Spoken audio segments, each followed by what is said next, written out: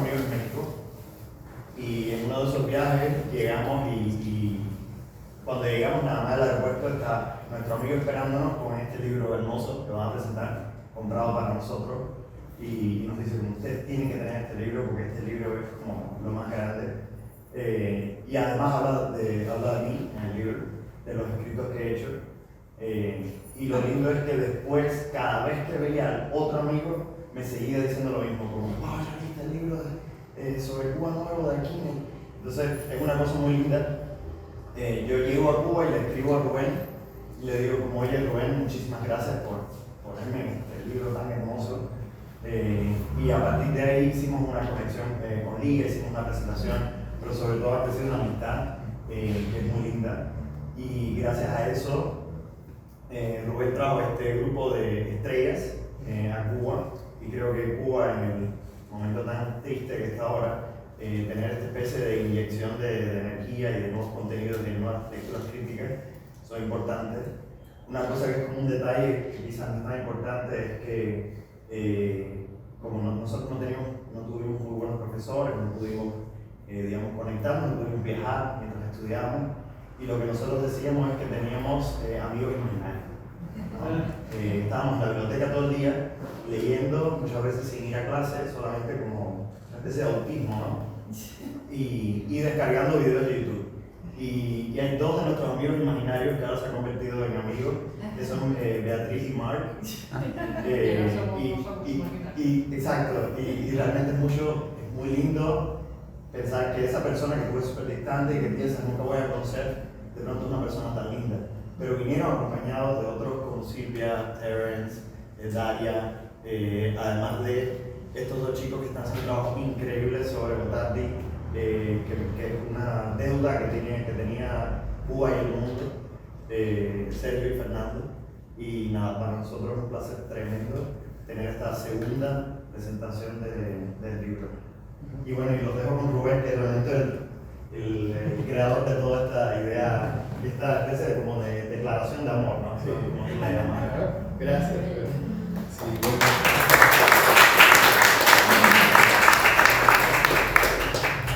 Muy buenas noches, gracias por acompañarnos.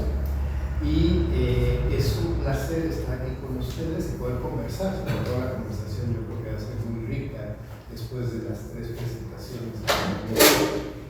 Y quería contarles un poco, en realidad estamos presentando tres proyectos que tienen una historia entrelazada, y yo creo que van a seguir y quizá de ahí saldrán más proyectos. Ha sido una idea muy bonita este encuentro con la arquitectura moderna de La Habana, que es un patrimonio maravilloso, y desde Princeton hemos aprendido a quererlo y a estudiarlo y a tratar de entenderlo, que es lo que hemos tratado de hacer en estos proyectos. Entonces les cuento, todo nace de un seminario de posgrado, de doctorado, que hicimos mi amiga y colega Beatriz Coromina y yo hace ya varios años en Princeton, y pensamos en estudiar la arquitectura moderna de La Habana y sus conexiones con la arquitectura moderna de otros lugares del mundo, con ideas teóricas, con ideas críticas. Y fue un seminario tan bello, hubo una participación tan activa de los estudiantes, tanto entusiasmo, y salieron proyectos tan lindos cuando los estudiantes entregaron su trabajo. Además los trajimos a La Habana y bueno, pudimos estar en los edificios y en los proyectos en los que iban a escribir, y salieron también los trabajos que pensamos en hacer un libro. Y hablando con Miguel Adrià, se inventó, digamos, pensamos en este libro que terminó siendo La Habana Moderna, del que ustedes verán algunos ejemplos hoy.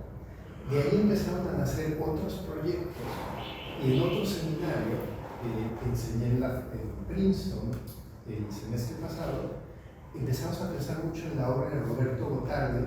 De hecho tenemos aquí a Luz María Botardi, que está con nosotros. Muchas gracias por acompañarnos, Luz María, que es un arquitecto, como saben, maravilloso, uno de los tres arquitectos que trabajaban en las escuelas de arte.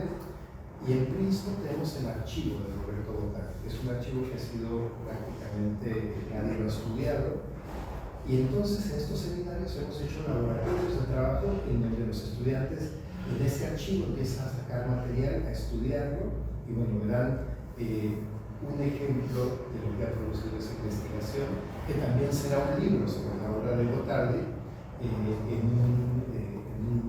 un futuro bastante cercano. Y bueno, entonces han sido, como ven, han sido proyectos que se han ido embonando, entrelazando, y lo que une a todos es una gran pasión por Cuba, por la arquitectura de La Habana y sobre todo por la gente de Cuba. Siempre a nosotros es como una terapia llegar aquí y sentirnos rodeados de cariño y de amistad. Bueno, antes que nada, quería darle la bienvenida a Miquel Adrià, el editor de Arquillo. Miguel nos va a contar un poco la historia de este libro. Bueno, buenas noches. Sí, siempre hablar de un libro es una excusa para gozar entre amigos de temas que nos interesan y que compartimos. El libro, pues ya se imagina. Nosotros desde Arquine, en México, llevamos más de 250 libros sobre la primera arquitectura mexicana, después por extensión latinoamericana, y cuando Rubén me empezó a contar del libro, ya lo llevo enamorado, cautiva. Ya estábamos dentro, dijimos, claro que sí, vamos a imaginar cómo puede ser este libro, y ya estamos pensando también en cómo será el de Gotardi. Lo que nos interesa y nos interesaba del libro, y también el feedback que hemos tenido de algunos colegas que ya han tenido oportunidad de leerlo, de darle vueltas, de discutirlo, es que a diferencia de otros libros que tratan de tener como una panorámica más o menos objetiva de la modernidad de Cuba, a veces salió uno no hace mucho, creo que era de la Universidad de Miami, que tratan de dar como esa panorámica light entre coches de los 50 y arquitectura de los 50. Ahondaba en algunos ejemplos precisos, claves, algunos hasta desconexos, en el que permite la lectura del libro ir a fondo sobre distintos temas y tener un imaginario distinto de esa modernidad, ¿no? Y también la elección de las obras que se muestran nos parece fascinante, ¿no? Pues unos nos llevan desde esa objetividad moderna de la época y otra a periodos bastante misteriosos de alguna de estas obras. Nos parecía que en fin, que el libro podía tener cabida en ese universo de las arquitecturas latinoamericanas de mitad del siglo XX y muy en especial del caso de Cuba. Estamos muy agradecidos de poder participar y pues oír ahora las investigaciones en curso. Muchas gracias.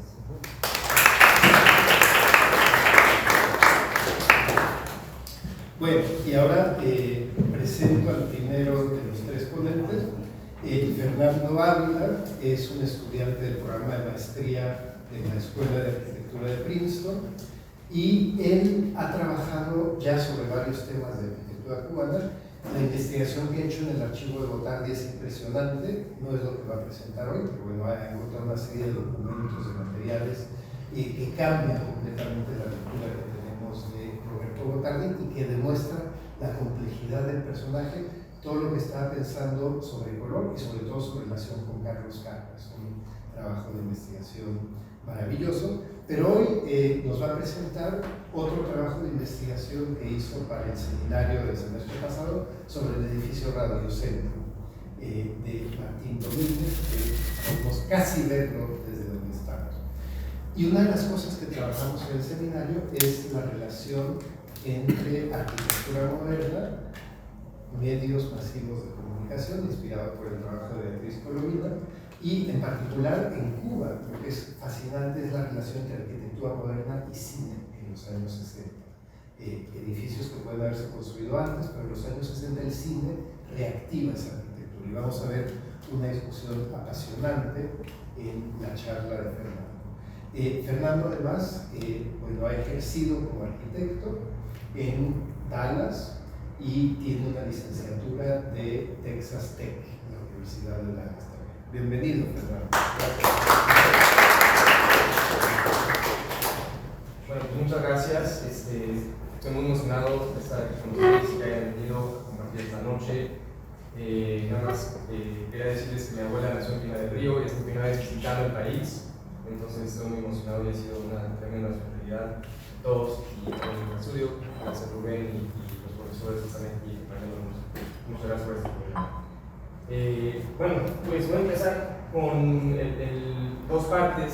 La presentación va a ser dividida. Una va a ser un análisis crítico arquitectónico con referencia a lo que escribió Andrés Jaque en el capítulo, y la segunda parte va a ser una perspectiva más íntima a través de memorias de su desarrollo, la película de Gurtía que salía de 1968, donde vamos a poder entender un poco más los elementos del radiocentro de una manera más personal.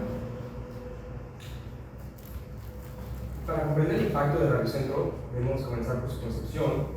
Este edificio fue diseñado para centralizar las industrias de radio y televisión en Cuba, reflejando el creciente interés del país por las tecnologías y los medios de comunicación modernos. Construido en 1945 y acabado en 1947, como dijo Rubén Martín Domínguez, en colaboración con Miguel Gastón y Emilio del Junco, su diseño tiene 5 componentes. Un teatro para 1.600 butacas, que imagino que muchos de aquí han asistido. Una trastienda vertical con maquinaria técnica, 7 pisos de oficinas, 2 grandes estudios de radio, una galería comercial y bar, banco, un restaurante, creo que muchos han ido ahí, y una exposición de auto. Ballena urbana. Roberto Segre describió el edificio como una ballena y que, bueno, parece que se traga la audiencia, haciendo referencia a su escala monumental. Aquí vemos en la foto cómo del lado izquierdo se está tragando la audiencia y del lado derecho parece como la lengua de la ballena.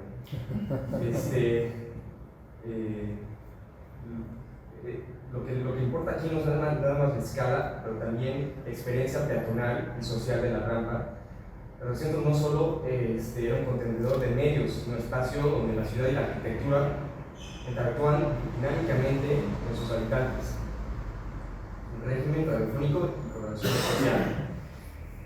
El radiocentro no solo centralizaba la industria mediática, sino también simbolizaba una transformación en la comunicación de masas. Andrés Jaque describe el radio como un proyecto radiocolonial, ya que permitió la expansión de la industria estadounidense en América Latina. Empresas como NBC establecieron alianzas con empresas cubanas, comercializando bienes y servicios a través de este medio. Y la instantaneidad del radio nos hace cuestionar un poco el espacio y la distancia entre Cuba y Estados Unidos. Pero algo interesante es que para 1952 Cuba ya tenía 500.000 receptores de radio, 200.000 cuales estaban en La Habana y 7 antenas distribuidas en la isla. Jaque introduce el concepto de régimen radiofónico, destacando su capacidad para sincronizar y movilizar la sociedad.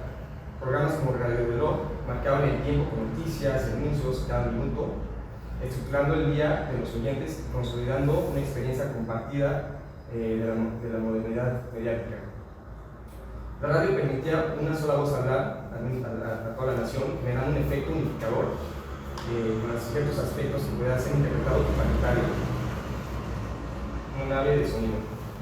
En una conferencia reciente del semestre pasado, el profesor Rubén habló sobre el concepto de desmaterialización y me hizo pensar mucho, y aquí en referencia a cómo la radio transforma el sonido de un formato físico a una señal electromagnética.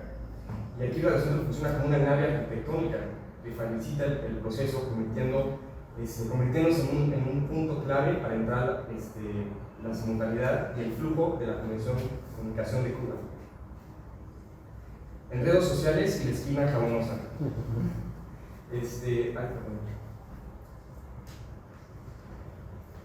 Más allá que su funcionalidad técnica, el diseño del radiocentro facilitó interacciones sociales y se dieron las intenciones originales del proyecto. Es algo que resalta Andrés en su capítulo, y aquí es muy claro. Un ejemplo fascinante del diseño es el bar de 2 niveles, que ayer fuimos a checar el restaurante. Este espacio se convirtió en el epicentro de producción de radionovelas o soap operas patrocinadas por compañías de jabón. Guionistas como Félix Garnet usaron el VAR para probar ideas con el público a tiempo real, ajustando los guiones según las reacciones de los clientes mientras que bebían. Entonces, ¿qué hace Radio Centro un edificio moderno? Se podría decir que la transparencia de los niveles inferiores, la verticalidad, el color blanco, hecho, o sea, 100% moderno el edificio, pero en verdad lo que lo hace moderno es la mezcla de todas las tipologías, que hace una sinergia social única, combinando comercio, entretenimiento y producción mediática en el mismo espacio. Es donde el sujeto moderno puede estar comiendo comida china y luego al mismo tiempo está pensando que a lo mejor abajo sale con una... El centro era más que un edificio, era un aparato social, como dice Andrés en su capítulo, donde se intercambian bienes, generan noticias y transforman la experiencia cotidiana. Un instrumento de coreografía sensual. El intercambio social y simbólico en la película de Memorias del Subdesarrollo entre Sergio y Elena da vida a una perspectiva más íntima de Radio Centro. En una de sus escenas más icónicas, aquí la arquitectura no es un mero telón de fondo, sino un instrumento de coreografía sensual. Entonces, si me dan un segundito, vamos a poner aquí 2 minutitos de la película. Imagino que muchos, si no todos de aquí lo han visto. Quiero que pongan atención a cómo no se ve la totalidad de Radio Centro, si no estamos muy metidos en la arquitectura. Por favor, pongan atención al punto de vista de Sergio, también de cómo la cámara cambia y ves a los dos al mismo tiempo, y de reflexiones de tiempo y de velocidad. Pero bueno, vamos a ver.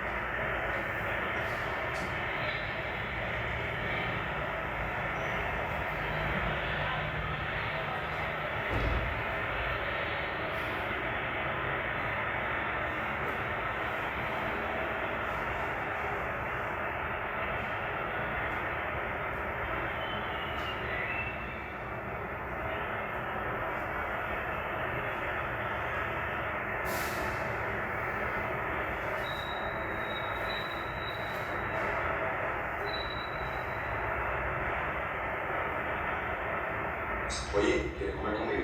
¿Está loco? No, de verdad, que no me gusta comer solo.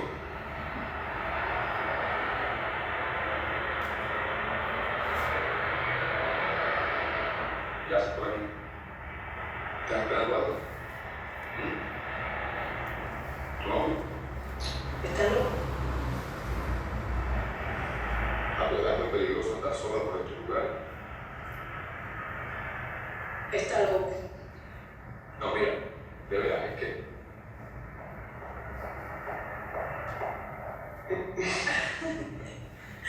¿Por qué no vienes conmigo? Te lo digo, hago buenas digestiones cuando como solo. Es que estoy esperando un señor del ICAE que necesito que haga un trabajo. ¿El ICAI? Sí, eso es decir, me van a hacer una prueba. Ah, sí. Yo tengo un amigo allí bastante importante, el director. ¿En el ICAE? Sí. Si quieres mañana mismo voy y te lo presento. ¿Qué hora será? Como las 6:30. Ya está, de seguro que ya no viene. Bueno. Bien.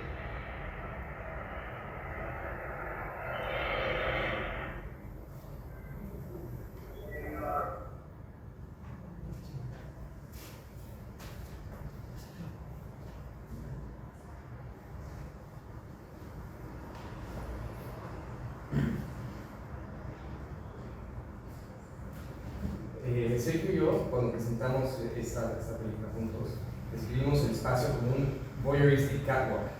resaltando la interacción del diseño arquitectónico con los cuerpos en movimiento. La esquina cabonosa, que hemos visto, del bar, que anteriormente había servido para la creación de telenovelas, de radionovelas, se convierte en un escenario de negociación emocional y de deseo. Esa escena ilustrará cómo la arquitectura del radiocentro no solo actuaba ante el flujo mediático, pero sino también la intimidad y comportamiento humano en un contexto de modernidad cambiante. Aquí les enseño un poco de un diagrama muy sencillo enseñando cómo pasó Elena y Sergio por las escaleras, Sergio en verde y en naranja. Y el lapso entre el minuto 99 al 31 que vimos puede ser reveladora del rol género de la arquitectura moderna en La Habana y cómo fue retratado por el director Tomás Gutiérrez Alea. Sin embargo, el espacio más revelador no se encuentra en un edificio concreto o en una estructura moderna que lo abarque todo, sino en los intersecciones entre ellos. Sostenemos que el enfoque de género en Memorias del Subdesarrollo no es complejo como Radiocentro o Habana o Clinton, sino en La Rampa. Dos personajes, hombre y mujer, Sergio y Elena, revelan dos maneras de entender el género en la clase y disposición en este periodo de tiempo. Aquí vemos en la primera escena como dos pilares verticales dividen la pantalla. En la calle donde Sergio está caminando, los pilares son potentes, varoniles, dividiendo fuertemente el plano. Veremos más adelante cómo los pilares del radiocentro que enmarcan a Elena son más delicados y más finos.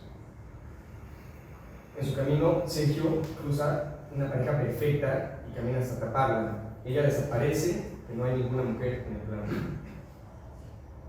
De repente, Elena, una joven de 17 años, aparece también enmarcada por líneas verticales, esta vez más finas, como cuerdas tensas. Una de ellas un poco más gruesa, que no parece en el proyecto.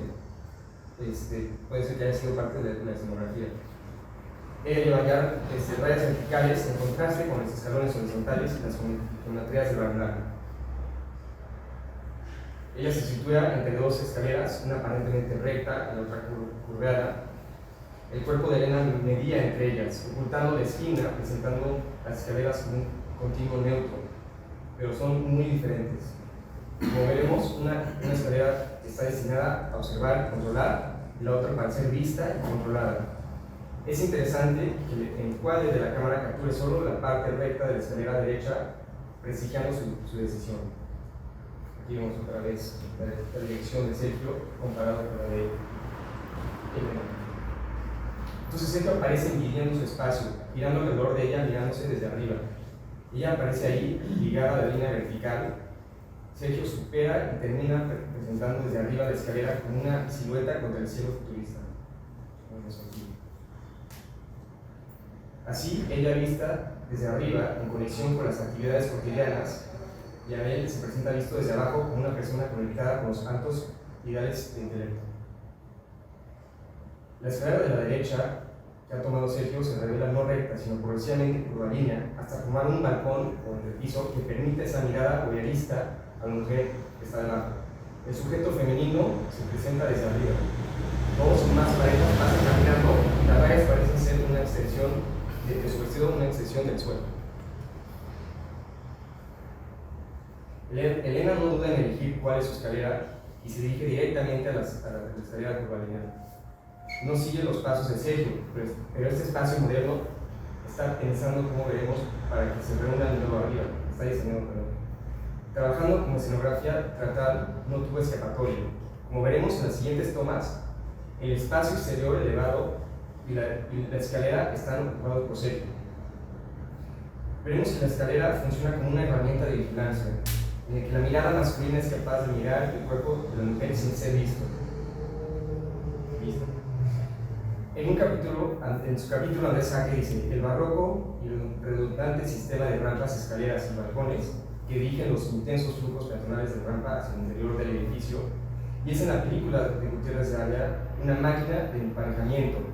No hay grupos de amigos, solo parejas heterosexuales que caminan de la mano. Cuando ella llega al nivel superior, varios chicos coquetean con ella. Al contrario del horizonte luminoso contra el que se ve y se presenta Sergio, Elena se presenta contra una oscuridad al interior, como parte del edificio, sin referencias al exterior. Ese espacio parece no tener escapatoria. No hay reflejos ni nada que nos muestre la rampa o la avenida 23. Por el contrario, Sergio, al completar su ascenso a la acera elevada, aparece sobre el vidrio un fondo de reflejos del cielo. Nada de superficies opacas, como vemos. Después de las reflexiones, aparece el Hotel Hilton, como el telón del fondo, una representación de la riqueza y el pasado estadounidense de ahora isla revolucionaria. Mientras que ella era una mujer vestida de color claro contra un interior negro oscuro. Él es un hombre vestido de negro contra la arquitectura brillante. En su primera interacción en la calle elevada, que se convierte en una especie de espacio cercado para ella, parece caminar hacia el reflejo y conexión con La Habana. Pero La Habana no se manifiesta en el cristal. Vemos una pareja dividida de nuevo con una línea vertical, pero al final se detiene, no hay escapatoria. Aparece contra el fondo opaco. A diferencia de Sergio, la transparencia moderna todavía no está relacionada con su cuerpo. El único reflejo que vemos ahí es un autobús moviendo, que podría representar su clase o deseo de escapar. La cámara no está ocupando la mayor parte de la acera, el espacio cercado que representa como angosto a pesar del cristal que lo refleja, duplicando visualmente el espacio. La misma pareja heterosexual de nuevo presenta un modelo de comportamiento para ella. Aquí vemos una puerta que está abierta, interrumpiendo el reflejo del hombre, pero también indicándole el camino a seguir. Solo se refleja la mujer, pero no él. Podría tratarse de un modelo de comportamiento de la arquitectura moderna tan tradicional. Luego se aleja como si se confundiera con el suelo sobre las rayas. El objeto de deseo del cuerpo femenino es mirado desde arriba, se funde con la arquitectura moderna para transmitir. No es casualidad que se vista así, de alguna manera refleja reducción. Ella casi toca un hombre, es como si tocara la reducción. A continuación, un plano panorámico muestra el Hilton a toda velocidad. Elena, la protagonista aquí, el hotel apenas reconocido, al contrario de la clara representación que tenía cuando Sergio estaba ahí. Cuando la barrida termina y la imagen vuelve a estar estética, es radiocentro nuevamente. Como hemos visto, hay una pareja detrás de ella. Es como si no pudiera escapar su realidad y necesitara someterse a las promesas de Sergio. Ella está atrapada en la promesa de radiocentro, en el momento que Sergio le ofrece un trabajo, como vimos, en una estación de televisión. La imagen muestra la puerta de la cafetería, al final, breve en la escalera, pero está cerrada. No hay público que la rescate, solo parejas solitarias en la pasarela. La voz de Sergio domina la escena, en la que le ofrece el encuentro con el productor de cine. Ahora ella, presentada nuevamente enfrente del Hilton, pero aquí la voz masculina transmite el poder y su representación arquitectónica, el Hotel Hilton. Esta vez la cámara no hace un barrido rápido como antes, sino que retrata claramente el hotel como una representación de poder. A diferencia de la visión que Sergio tenía del hotel, aquí se captura una terraza de 2 pisos, el Hotel Hilton, presillando su potencial audiencia futura. En la escena final, Elena enmarca con sus sistemas de transportación, todos modernos, pero de clases diferentes.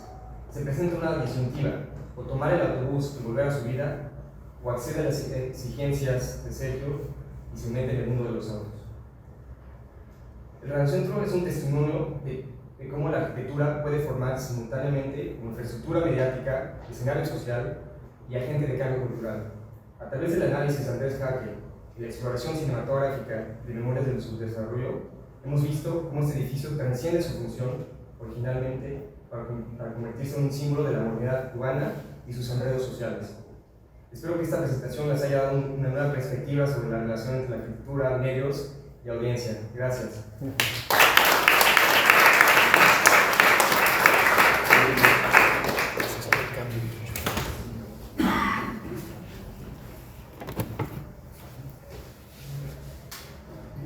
Muchas gracias, Fernando. Pues, yo creo que todos aprendimos a ver Radiocentro con una mirada muy fresca, y es una película maravillosa Y sobre todo lo que es interesante en el trabajo de Martín Rodríguez es la manera en que hay una extensión de la calle dentro de su proyecto. Eso lo vemos muy claramente, como esta rampa es un espacio público donde hay todo tipo de gente que circula y que se cruza y se encuentra. Y es un diseño único, yo diría, en La Habana. Algo que es muy interesante es que la rampa que se ve del Hotel Hilton, de La Habana Libre del otro lado, es una rampa, digamos, vacía, no tiene gente. Bueno, y ahora es un placer presentar a Sergio Perdiguer, que es estudiante del programa de doctorado en la Facultad de Arquitectura de Princeton. Sergio Perdiguer es español, tiene un bachillerato de España, una licenciatura de España y una maestría en arquitectura del RISD, el Rhode Island School of Design.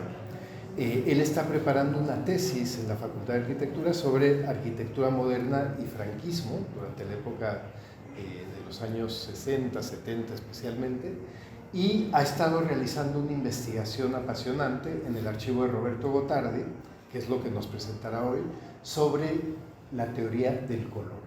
Algo que prácticamente nadie sabe es que Gottardi en los años 60 estaba muy interesado en todas las teorías sobre el color que se habían publicado no solamente en la época moderna, pero mucho antes, y una de las clases que él impartía en la CUJAE era teoría del color. Y entonces, bueno, Sergio ha relacionado este interés teórico de Gottardi por el color con algunos de los proyectos que realizó el arquitecto aquí en La Habana. Y de hecho hoy nos va a presentar sobre uno de los proyectos menos conocidos de Roberto Gottardi, que es también uno de los más interesantes, que es la funeraria Caballero, que fue transformada en una galería de arte que se llamó Sala 23. Y seguramente ustedes conocen el edificio, está en la rampa esquina con M, de hecho lo vimos en el fragmento de la película que nos presentó Fernando, y ahora, bueno, es un edificio de oficinas, no tiene nada de interesante en términos de arquitectura, pero Roberto Gottardi había hecho, junto con otros arquitectos, un proyecto apasionante para crear un centro de arte que funcionó muy pocos meses, pero fue un lugar con una vida cultural intensa en La Habana y en la rampa. Entonces, bueno, le damos la bienvenida a Sergio.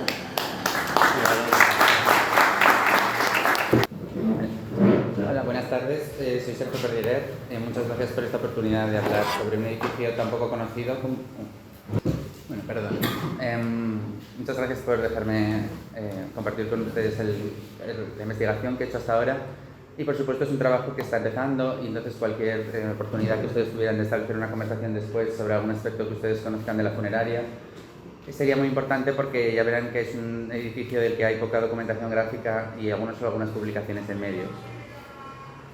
He llamado a mi trabajo cromopolítica y me voy a centrar en la transición de su papel como funeraria Caballero a su papel como una galería de arte subversiva en medio de los últimos años de los 60 en la Revolución, llamada Sala 23.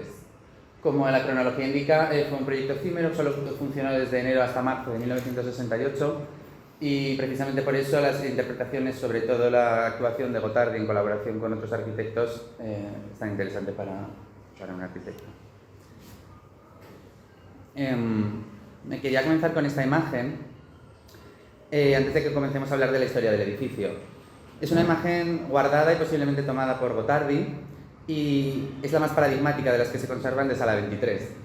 Fue la que me llevó a enfocarme en la colorización de este espacio. Como ven, es una paleta muy poco habitual en una arquitectura moderna. El techo es de un color rojo, fuerte e intenso, y las paredes son turquesas.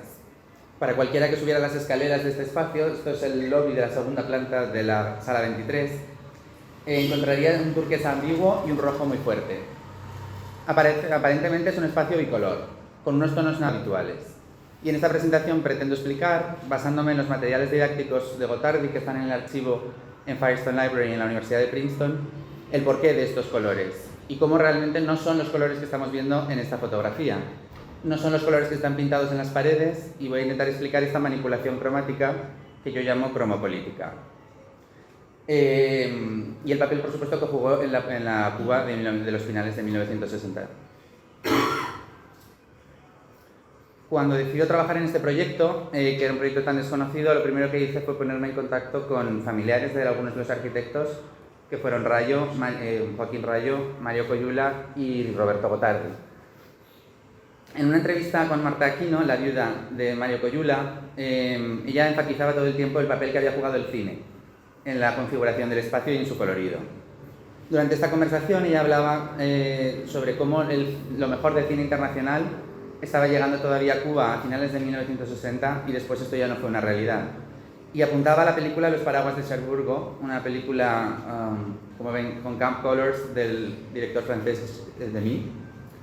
Ella remarcaba cómo había tenido un gran impacto en su marido y hablamos de qué formas esto se había trasladado a la remodelación del espacio. Como marco teórico para esta investigación, leí el libro Cromofobia de David Batchelor, en la que él establece que él conceptualiza la cromofobia como un miedo a la contaminación del color para la arquitectura y la cultura occidentales. Según él, el color se cree que pertenece a un cuerpo extraño, femenino, oriental, primitivo, infantil, vulgar, queer o patológico. Era algo peligroso. De hecho, como vamos a ver en esta presentación, el edificio fue apropiado una vez fue abierto por multitudes homosexuales en la rampa, y yo he establecido este concepto de cromopolítica como una negociación de las tensiones entre un régimen cromófobo en el que la mayor parte de las imágenes eran en blanco y negro y unos diseñadores y unos usuarios cromófilos que se sentían atraídos por la colorización del espacio.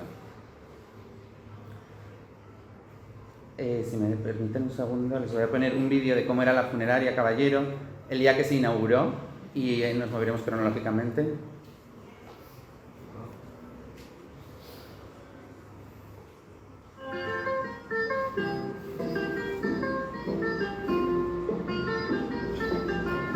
El acceso que da a la rampa y la escalinata, que será importante luego.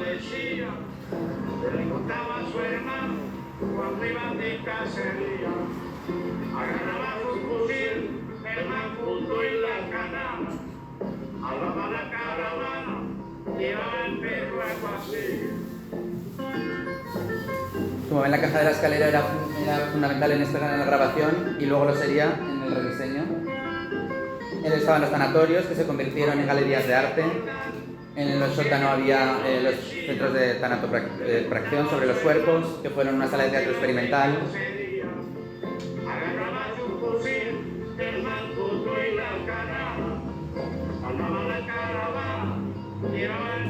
Y funcionó así durante 20 años, desde el 46 hasta el 66.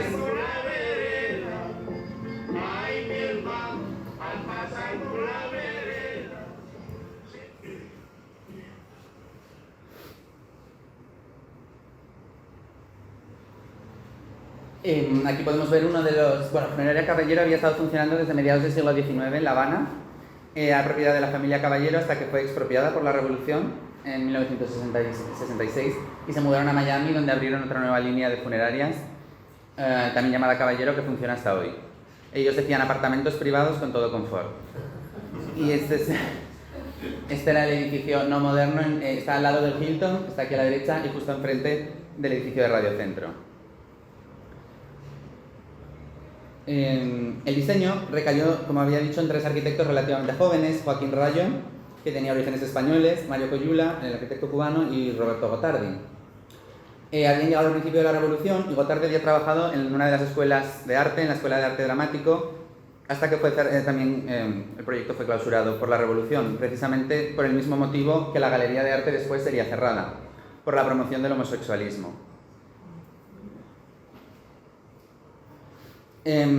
Llama la atención como en los medios, por ejemplo en Granma, la reseña que hacen ese día de la inauguración dice que la sala 23 se caracteriza por el audaz colorido, que ha llamado la atención de más de un transeúnte y que responde a un propósito bien concreto: atraer a la juventud, borrar la imagen psicológica determinada por el uso anterior y reivindicar la tradición en el empleo del color establecida por la arquitectura cubana. En una entrevista, Gotardi recordaba cómo conceptualmente el gobierno había tomado el control de la sala para borrar esos recuerdos tristes, con la esperanza de que un nuevo uso cambiaría su imagen. Y para la configuración del proyecto, los tres arquitectos se dividieron el trabajo.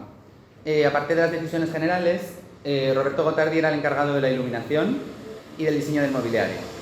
Y como voy a intentar argumentar en esta exposición, él fue el responsable de esta imagen icónica del espacio frente a otros espacios más secundarios, en términos de color.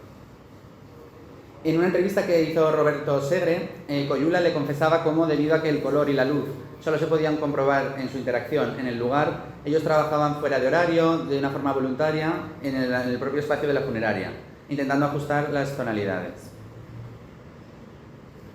El color obsesionó a la prensa desde un principio y en Cuba decían "color y luz para espantar difuntos", era el título de la revista. Rayo participó en este artículo en la revista Cuba y decía que describía todos los espacios y no mencionaba en absoluto el hall. Él decía: en las áreas de circulación utilizaremos una iluminación intensa, con colores contrastantes. En las áreas de estar, como la cafetería, habrá menos intensidad y una gama más contrastada. Los cubículos tendrán menos luz para permitir la concentración y el color más restringido. En la biblioteca llegará el blanco, como veremos luego en las imágenes, que por supuesto ayuda a aumentar la iluminación. Dice: en la planta baja se pintará el techo de rojo y en las restantes de azul ultramar. Aunque el techo lo comparte con el hall, el mayor efecto que se produjo con el turquesa no está mencionado en absoluto en este artículo. Estas son una de las pocas imágenes que tenemos de ese interior, pienso, de la cafetería, aunque es una cuestión que si alguien pudiera clarificar. Donde el color vibrante de ultramar y el rojo del mobiliario hacían una aparición. Cuando llegué al archivo de Gotardi, me centré en las cajas que contenían los materiales didácticos, porque varias de ellas eran solo referencia a la metodología del color. Abordaba todas las facetas del color en su clase, su composición, su teoría, qué artistas le habían inspirado cromáticamente. Para mí era interesante ver cómo otros proyectos suyos, como la Escuela de Arte, que se había detenido en el 65, o el Centro de Mando, que se estaba construyendo a la vez que la Sala 23, eran totalmente monocromos, aquí había utilizado toda la paleta. Algunas de las diapositivas que él utilizaba, esos pliegos que él colgaba, abordaban teorías de la Bauhaus, utilizaba el disco de Maxwell para analizar científicamente la composición de cada tono, utilizaba distintos argumentos para hablar de la complementariedad. Él hablaba de si había 2, 3 colores complementarios o 4. También hablaba de manera insistente en la temperatura del color. Él decía que había que romper el cálido versus frío, sino que había que utilizar los colores ambiguos, que eran el rojo y el verde, que no se podían asociar a ninguna de estas categorías. Aquí podemos ver efectos visuales que él empezaba a ensayar, como el contraste simultáneo, y ponía ejemplos de 2 superficies, vamos a hablar de paredes, y como el mismo color, el amarillo, tenía un efecto bien distinto en el azul ultramar frente a un azul más claro. Y uno de los ejemplos que utilizaba era el rojo y el verde, o el rojo y el magenta, y ahí analizaba un poco cómo la interrupción de una forma era disruptivo para la percepción de 2 colores adyacentes. Para mí todos eran ensayos para un proyecto que se presentó como oportunidad en la Sala 23. Unos bocetos muy específicos hablaban de la importancia de colorizar el techo y colorizar el suelo, y llegaba a ser obsesivo hablando de la proporción de cada color. Decía que el amarillo tenía que ser 1/4 frente al morado 3/4, o el naranja tenía que ser 1/3 y el azul 2/3, o el verde una mitad y el rojo una mitad. Pero sin duda el que pienso que eran los efectos propios suyos que aplicó a la galería para concebir una determinada ideología era la analogía simultánea y analogía sucesiva. En esa imagen de la derecha arriba podemos ver un ejemplo de lo que él llamaba analogía sucesiva, donde ponía como ejemplo un cuadro de Kandinsky y mostraba que un color como el fucsia, rodeado de otro color alrededor, tenía un efecto de empezar a percibirlo en otras zonas del cuadro. Sin embargo, lo que yo pienso que aplicó en la Sala 23 fue la analogía simultánea, y de hecho el ejemplo que ponía eran estos 9 círculos con azul y 2 tonos de verde que nos hacen entender un color conjunto como turquesa. Él lo describía de esta manera. Dice: si utilizamos esta mezcla sustantiva, los colores tienden a igualarse, influenciándose uno con otro para formar un todo. Esta campaña cromática que estaban haciendo los arquitectos la definía Coyula de esta manera. Dice: se hizo un estudio de colores muy cuidadoso para interiores y exteriores, con una paleta muy violenta. Aunque Gotardi declaró que necesitaban tintes poco habituales y habían utilizado los tintes de los pósters del ICAI, Coyula hablaba en Revolución y Cultura en un artículo que habían utilizado los colores de la película francesa Los paraguas de Cherburgo, con una fiesta de magentas, turquesas y verdes manzana. Cuando los arquitectos se referían a esta película, hablaba de este colorido musical que muchos habrán visto, situado en la pequeña ciudad francesa de Cherburgo, en Normandía. Y yo pienso que es comparable la estrategia política en ambos casos, o la estrategia cromopolítica. Mientras que en Normandía la idea era colorizar una ciudad que había sido reconstruida con hormigón después de la destrucción de la Segunda Guerra Mundial, pues en Habana el proyecto era abrir un espacio de libertad ideológica y sexual, de libertad de expresión, en un momento en que Cuba se estaba cerrando al cine y a la libertad que había caracterizado años anteriores. Es importante decir que mientras estaban colorizando de esta manera el espacio, se estaban con operativos, las UMAP o campos de trabajo, y empezaba lo que habían llamado los historiadores el quinquenio gris. En esta película, que parece aparentemente un romance heteronormativo entre Guy y Geneviève, que se separan por la guerra de Algeria, los colores lo hacen de todo menos heteronormativo. Son colores camp que transforman la dinámica de la película. La historiadora del arte Susan Sontag define camp como la estética del artificio, la exageración, que promueve el humor, las formas de vivir alternativas y la homosexualidad. De hecho, para Sontag, los homosexuales son de lejos, constituyen la vanguardia y la audiencia más articulada de lo que puede ser camp.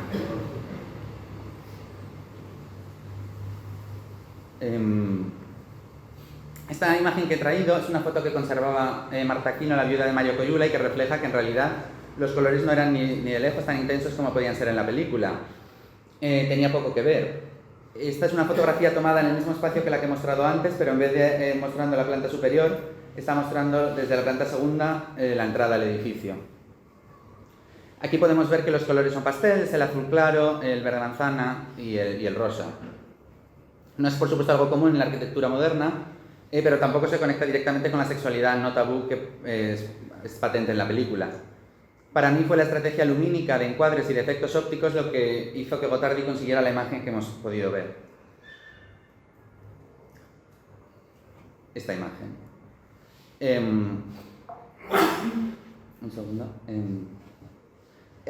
Cuando hablaban de que habían traído la película a la sala 23, hablaban como si fuera un transporte en general de los colores de la película. Pero yo pienso que solo hablan de una particular escena, que es la escena del burdel, cuando Geneviève se separa y se casa con otro hombre, Guy va a un burdel, y en esa escena de apenas 2 minutos es donde estos colores toman todo el protagonismo. El rojo, que es un color asociado al sexo, no está solo, sino que aparece en puntos como puede ser la banqueta en la primera toma, la pulsera de una de las prostitutas en la segunda y las molduras de la fachada en la tercera, los que cambian la dinámica, y de hecho la película muestra a unas mujeres que están en control del espacio frente a lo que se podía esperar de una escena de este tipo. El rojo, pues, se esparció por la galería en el trabajo de Gotardi, no solo en el techo del vestíbulo, sino que el mobiliario que él había diseñado, que era una de sus funciones, también se tiñó de rojo. Estas piezas de mobiliario, podemos decir moderno, se tiñeron tanto en la piel como en los marcos metálicos, de este color que traía esa visión de libertad, o de libertad sexual. Para terminar, quería volver a la imagen con la que hemos comenzado, porque he mirado durante estos meses esta imagen obsesivamente y creo que se aplican todos los principios cromáticos que Gotardi establecía en sus charlas a los alumnos. Por un lado están esos colores complementarios, termoambiguos, ese verdoso y el rojo. Están aplicados, como pueden ver, en 2 mitades, o eso es lo que nos hace parecer la imagen. De hecho, para que esta imagen pueda ser vista así como una imagen bicolor, tuvo que ser eliminado otros colores. Por ejemplo, en la esquina derecha inferior, eso es una pared rosa, como hemos podido ver, y la imagen la muestra como gris. Pero el punto más decisivo que me hace pensar que esto fue el trabajo de Gotardi, que tenía una intención muy clara, porque le costó mucho esfuerzo, fue aplicar la analogía simultánea. Todo este tiempo hemos estado hablando de un espacio turquesa, que es la primera impresión, pero nada es turquesa aquí. La pared del fondo, como hemos visto, es una pared verde manzana, la pared de la derecha es una pared azul, Y la barandilla, que parece este color termoambiguo, es un verde manzana tan claro como la pared. Por lo tanto, esa barandilla y el encuadre y la iluminación lineal a lo largo del espacio, que no era así en la funeraria, consiguieron este efecto. Como ven, tiene da una impresión muy distinta.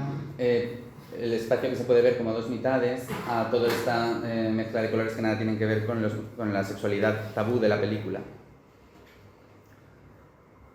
En Sala 23, el trabajo atrajo a multitudes homosexuales, cuya sexualidad no era normativa, que visitaban la galería y eran contrarios a este ideal de macho revolucionario representado por las imágenes en blanco y negro del régimen. El arquitecto Emilio Castro dijo que los jóvenes pronto desbordaron sus instalaciones coloridas y se parecían más a los Beatles que al hombre nuevo que debía preconizar la sociedad cubana.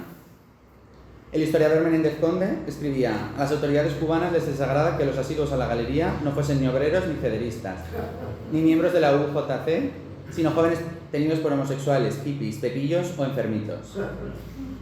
Por tanto, aunque el ministro de Educación José Llanusa intentó defender la galería ante Fidel Castro y a esos seres extravagantes que son parte intrínseca de la bohemia, según él, recibió órdenes de arriba, en lo que hemos interpretado como de Fidel Castro, de cerrarlo, solo un mes y medio después de haber abierto. Coyula se lamentaba: para mí este cierre marcó simbólicamente el comienzo del trienio amargo en la arquitectura, anticipado por la paralización de las escuelas de arte en el 65. En una carta a la que he tenido acceso, en la que el pintor abstracto Raúl Martínez escribía a Guido Ginás, él explicaba cómo eran las prácticas homofóbicas en la Rampa, en particular, en la calle donde está situada este edificio. Escribía: les esperan a la salida de los espectáculos y en la Rampa, en Prado, etc. Se los llevan, los retratan, hacen llenar plantillas. Después parece que les llevan a un programa de rehabilitación en granjas. Esta fotografía que estamos viendo es una fotografía de marzo del 68, una vez que ya se había cerrado la galería, y vemos como una pancarta había sustituido a estas multitudes homosexuales. En la pancarta podemos leer: Vietnam, comandante en jefe, ordene. Un indicativo de cómo este ideal revolucionario había suplantado a la audiencia de la galería. Este ambiente, para mí asfixiante, monocromático, hizo imposible la existencia de una galería subversiva mediante el color. Castro parece haber seguido las indicaciones de Charles Blanc, el director de arte de la Francia socialista en el 48. Para Charles Blanc, el color era una amenaza interna. Si se libera, será el fin de la cultura. Mientras existiesen estos colores camp importados de las paraguas de Cherburgo, ofrecían un espacio de resistencia. Era una tecnología de resistencia y política y sexual, y para el crítico de arte y periodista Carlos Franchi, Castro había clausurado por contrarrevolucionario el Museo de Arte Moderno. Para mí, precisamente, Castro lo cerró porque amenazaba su régimen monocromático. Quería terminar con esta fotografía de la galería, según la tomamos ayer, que como ven ha sido desprovista de toda la paleta cromática que la configuró. Y que para mí muestra cómo tanto el empleo del color como su retirada abrupta nada más cerrar la galería son dos formas de aplicar la estrategia cromopolítica. Y muchas gracias.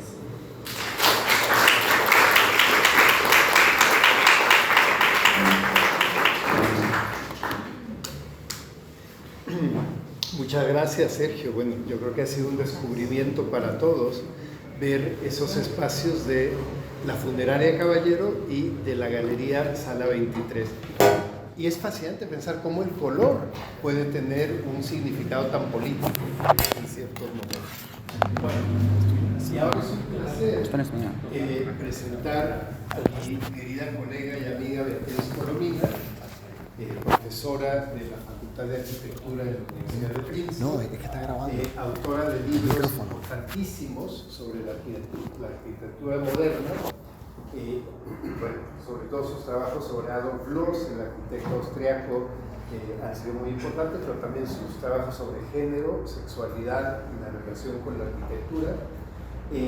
Sus últimos trabajos, quería solo mencionar algunos títulos: Somos Humanos, en colaboración con Mark Whitley, publicado por Arquine en su versión española también, y actualmente está haciendo la curaduría de la Triennale di Milano, la Triennale de Diseño y Arquitectura que se presentará en el mes de mayo. Y bueno, hoy Beatriz Colomina nos compartirá su investigación para la Triennale sobre la relación entre las bacterias y la arquitectura. Ustedes verán que hay una relación oblicua con toda la investigación sobre la arquitectura moderna de La Habana, y yo tengo la esperanza que en algún momento se conecte esta investigación de bacterias con nuestras lecturas de La Habana, quizá en el libro de Gottard, pero bueno, ya veremos. Bienvenida.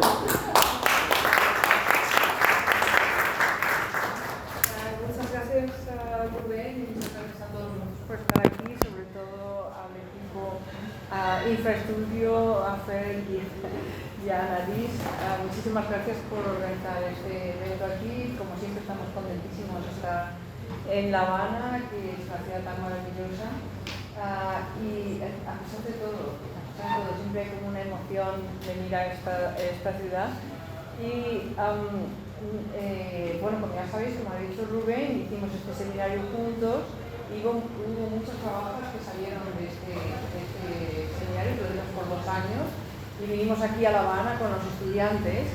Y era la primera idea que había tenido de hablar de esta exposición que hicimos al final con los estudiantes de Brito, que se llamaba Habana Líquida, que cogía todos estos proyectos como el Coppelia o no sé, o el proyecto de Mies van der Rohe, del Bacardi, el Ron, o sea, eran todos líquidos. Me ha gustado mucho ver vuestras presentaciones en esta clase nueva que hace Rubén. Pero volviendo otra vez aquí, hablando de estos días con Fer y con Anadis, también pensaba que quizá lo mejor que podía hacer era hablar de lo que estoy haciendo ahora, de lo que está ocupándome la cabeza, traeros un pedacito de esta exposición que estamos preparando en la Triennale de Milano, que en realidad no estamos haciendo la curatoría entera, estamos haciendo una exposición enorme de 2.000 metros cuadrados dentro de la Triennale. La exposición es sobre el tema de la desigualdad, y nosotros hemos tomado, Marc Guigui y yo, el tema de la enfermedad, porque la cuestión de la salud y la desigualdad siempre han estado relacionados, y la desigualdad en realidad se puede pensar también en términos de salud, en términos más amplios de salud, como el bienestar, ¿no?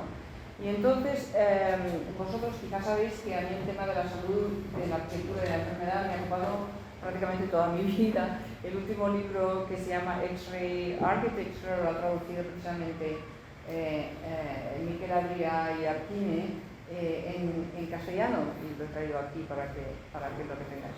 Entonces, el título de nuestra exposición es Nosotras, las bacterias hacia una arquitectura probiótica. Porque, ¿qué es lo que pasa? La arquitectura siempre ha estado en relación con la salud, pero los paradigmas de salud continúan evolucionando, continúan cambiando, y cada paradigma de salud nueva implica una política diferente. Y ahora estamos realmente en un momento en que la salud se entiende cada vez más en términos del microbioma, del microbiota, no sé cómo le llamáis aquí, en España le dicen microbiota. Los billones de microbios, de bacterias que nos habitan, nos alimentan, nos mantienen y nos defienden. Muchas de las enfermedades de nuestro tiempo, realmente todas ellas, la obesidad, la diabetes, muchísimas formas de cáncer, trastornos autoinmunitarios, alergias, autismos, incluso Alzheimer, ahora se atribuyen a la disminución de la diversidad de las bacterias en nuestro estómago, ¿no? Y esto se conoce ya, o sea, la gente habla todo el tiempo. Hoy estaba en el autobús hablando con Daria de su madre, que ha padecido un cáncer bastante fuerte y se ha recuperado precisamente prestando atención a las bacterias. Esto se conoce, toda la prensa habla todo el tiempo del microbioma, la gente bebe kombucha, se preocupa de tomar probióticos, yo qué sé. Lo que nadie entiende todavía es que la arquitectura está implicada en esa disminución de la diversidad de los microbios, de la diversidad de las bacterias. Y esto tiene consecuencias naturalmente sobre nuestra salud, pero no solamente sobre la salud, porque estas enfermedades son enfermedades, digamos, del environment, del entorno construido, son también inseparables de la salud, digamos, planetaria, de toda la biosfera. Entonces hay que pensar un poco las desigualdades más allá de lo humano, lo que también significa ver lo humano de otra manera. Es decir, que lo humano lo vemos nosotros como una especie de ecosistema móvil, en este sentido de que está formado por billones de bacterias que luego explicaré, ¿no? Pero en cambio, ¿cómo es que la arquitectura ve siempre al centro de la arquitectura este hombre, ¿no? Se ha entendido siempre en términos de un cuerpo humano, pero ¿quién es este cuerpo humano? Sino simplemente es siempre un cuerpo muy atlético, joven, masculino y blanco. Y entonces está siempre dibujado desde el Renacimiento hasta nuestros días, aquí desde Leonardo da Vinci hasta el Le Corbusier de Modulor, tenemos siempre al centro de la arquitectura este cuerpo perfecto, cerrado, digamos, seal, ¿no? Sin ninguna inmerso en un sistema geométrico de proporciones. Esta es una ficción, por supuesto, que excluye la mayor parte de la humanidad. Para empezar, 50% de todas las mujeres fuera, ¿no? Pero además, todos los que no sean blancos, etc. Incluso si resulta que eres blanco y atlético y good looking y todo lo demás, ¿cuánto tiempo dura eso?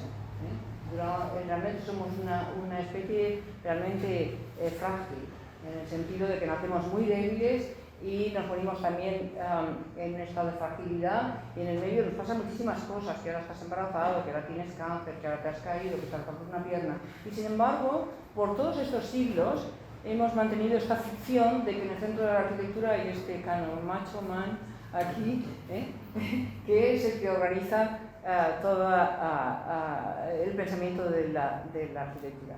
Sin embargo, el cuerpo real de la arquitectura es un cuerpo frágil, un cuerpo que es propenso a la enfermedad o que ya está enfermo, un cuerpo que necesita un apoyo.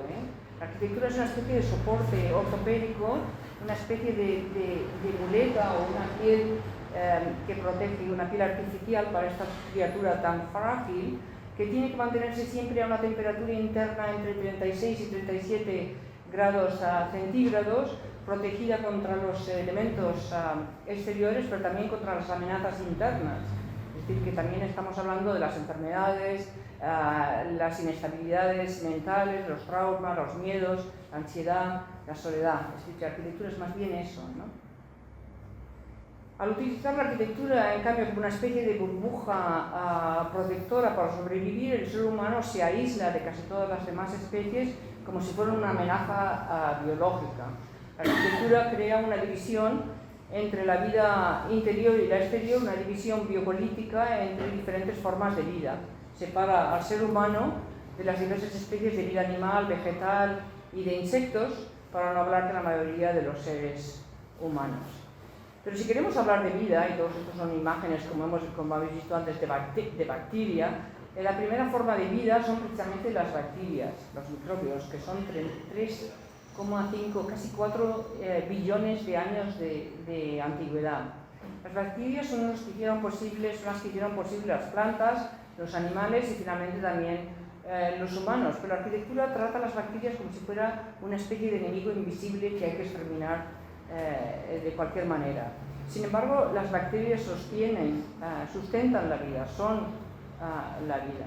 Entonces, en esta exposición queremos pensar, queremos decir qué pasa, qué ocurriría cuando se pone a las bacterias en el centro del diseño, en el centro de la arquitectura, aprendiendo, digamos, de las bacterias. Y esto, por supuesto, que significa descentrar al ser humano. La arquitectura centrada en el ser humano suena muy bien, cuando en casi todas las teorías de arquitectura siempre hablan de esto, del human-centered design, el diseño centrado en el ser humano. Suena muy bien, pero en realidad ha sido terrible para los seres humanos mismos, para otras especies y para el planeta. Además, el ser humano, en el diseño centrado en el ser humano, como decíamos, suele ser, como ya hemos visto, blanco, hombre y occidental. Y si centramos la arquitectura en las bacterias, de hecho veremos que cuidamos mejor de este humano, pero que no sería ya esta figura, digamos, privilegiada que se ve a sí misma como superior a todas las otras especies. E incluso si estamos tan obsesionados con el ser humano, también es importante entender que no estamos obsesionados con una sola cosa, sino con una colaboración, digamos, entre diferentes especies que es infinitamente compleja y está en constante cambio. El ser humano no es más que una bolsa de bacterias. Tenemos 39 billones de ellas, de bacterias, principalmente en el aparato digestivo, muchas de las cuales llevan existiendo billones de años, mientras que el ser humano es un recién llegado y parece que está ya en vías de extinción. Ni siquiera es una bolsa, sino que es como un tubo. Es decir, el humano está envuelto alrededor de los 5 a 7 metros de intestino. El verdadero límite del humano, entonces, no es la piel exterior, sino este revestimiento poroso interior del intestino, a través del cual el mundo entra en nosotros. El intestino está lleno de miles de especies de bacterias. De hecho, hay más bacteria en el intestino que células humanas. Y las células humanas dependen de estas bacterias. Esto es, como ya decía antes, el llamado microbiota. Y esta compleja comunidad interna sustenta el cuerpo, el sistema inmunitario, la salud, el cerebro, las emociones también, incluso los pensamientos.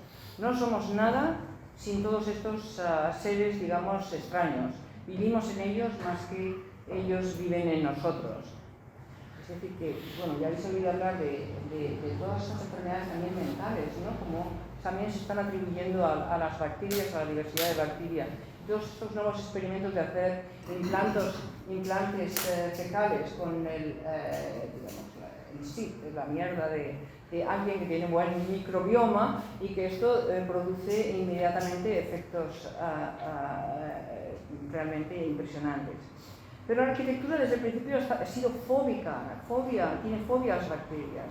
Fue Robert Koch el primero que demostró por primera vez que existía una relación entre ciertas bacterias y enfermedades como el anthrax, la tuberculosis y el cólera a finales de la década de 1870 y principios de los 80. Y enseguida lanzó una especie de campaña mediática contra este enemigo invisible.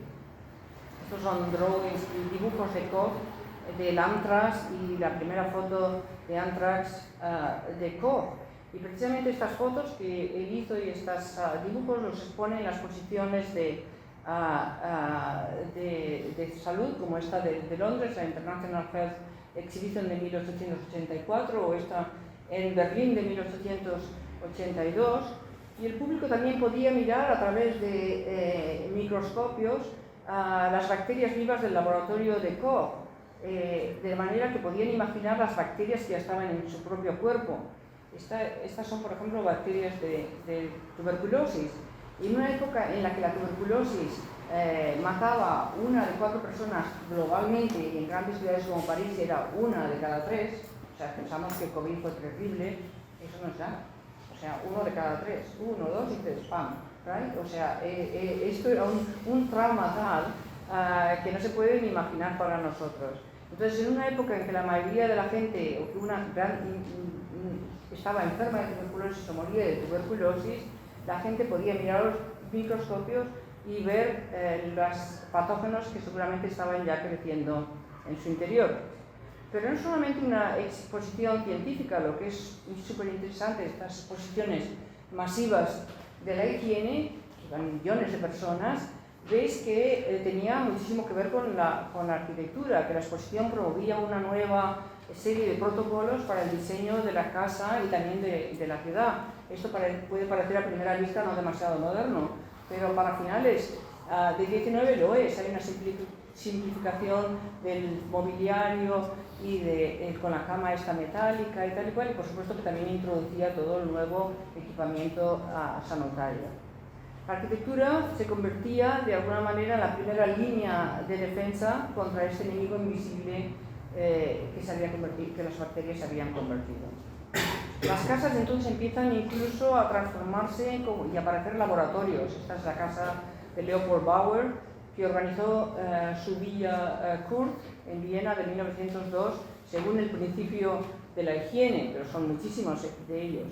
Su profesor es el mismo año en que su profesor Otto Wagner se quejaba de que Viena era una ciudad de cultura de bacterias y pedía a los arquitectos que diseñaran, que desarrollaran formas artísticas a partir de las últimas técnicas de la higiene. El diseño de una habitación de hotel o de vivienda, por ejemplo, decía que no debería ser diferente del diseño de una habitación de hospital. Irónicamente, Wagner moriría de una infección bacteriana en su propia casa antes de que se desarrollaran los antibióticos. Una de las cosas que más le interesaba era el vacuum cleaner, la aspiradora, que era un invento nuevo, y proponía que hasta las calles tenían que usar la aspiradora. La aspiradora era sobre todo para eliminar el polvo, porque se creía, y no es totalmente estúpido, que la bacteria del bacilo de la tuberculosis se escondía en el polvo. Esta es una obsesión de toda la arquitectura moderna, el polvo. Y el polvo realmente, yo pensaba que esta es una historia un poco rara, pero es verdad que si tú tienes tuberculosis y escupes y ahora este escupitajo se seca y se convierte en aire, 15 días más tarde es todavía contagioso. Pero si se expone al sol, en solamente unos minutos se neutraliza. Es decir, que lo que la arquitectura moderna proponía de abrir las ventanas, de exponer al sol, de pasar tiempo en la terraza, estaban en ello, o sea, sabían sin saberlo científicamente que esto era bueno para la tuberculosis. No fue hasta 1928 cuando Alexander Fleming descubrió accidentalmente el primer antibiótico, la penicilina, pero ya existía una actitud antibiótica hacia los edificios, como veremos más tarde. Pero en realidad no fue un descubrimiento, sino un redescubrimiento, porque cuando vas a la historia ves que Imhotep, que era un arquitecto y médico egipcio que desarrolló, por ejemplo, las pirámides escalonadas de Saqqara, era también un médico en el año 2000, como veis ahí, 2600 antes de Cristo, y utilizaba pan enmohecido, que es penicilina, y que lo aplicaba a las heridas infectadas. O sea que ya sabía qué era la penicilina en el año 2600 antes de Cristo. Entonces, ¿cómo se perdió este conocimiento? Que por cierto no se ha perdido enteramente, porque con uno de los científicos que estamos trabajando, María González Bello, que nació en un pueblecito ella es realmente de Venezuela, pero su abuela era de un pueblecito del norte de España, de Asturias. Y decía que cuando eran pequeñas y se caían y tenían una herida así que se infectaba, ella les ponía pan que tenía molde, que tenía mohos, como se llama, enmohecido, ¿no?, en la herida. O sea que es un conocimiento que se ha mantenido por siglos en muchas situaciones.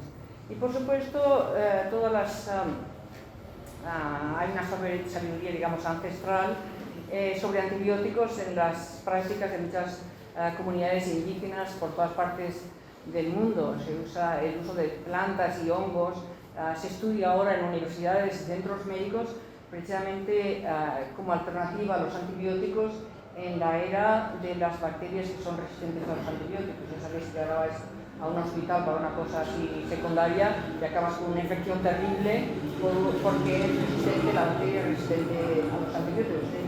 Ir a un hospital ahora se ha convertido en algo realmente peligroso. Y bueno, hay todas estas plantas que son bien conocidas en todas partes del mundo, como el curry o el ginger, etcétera, que tienen propiedades antibióticas. Pero antes, para volver a la arquitectura, de que se descubriera o se redescubriera, por decirlo más precisamente, la penicilina, ya existía una actitud antibiótica hacia los edificios. Por ejemplo, en 1911, a nivel popular, las revistas del hogar aconsejaban a las mujeres que debían dejar placas de Petri en las casas para ver si habían eliminado la bacteria después de hacer sus operaciones de limpieza. O sea, que no bastaba con que uno limpiara la casa, tenías que poner un Petri dish para ver que no ha quedado bacteria en tu sala de estar, porque si alguien se ponía enfermo en tu casa, tú eras la responsable, ¿no?